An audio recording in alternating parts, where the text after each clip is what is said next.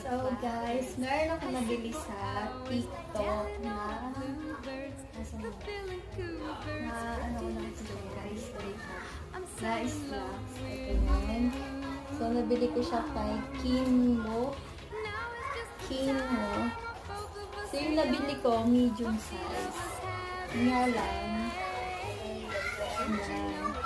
So, pag nag-small kasi ako, alanganin siya sa waistline ko, tsaka din sa waist. Kaya ang kinuha ko itong medium. Yun nga lang, medyo sumobra yung haba. Feeling ko.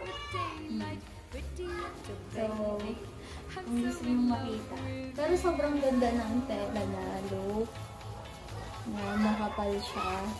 Hindi siya, in fairness, hindi siya see-through. Tapos may bulsa siya sa dalawang side. Then, ayan.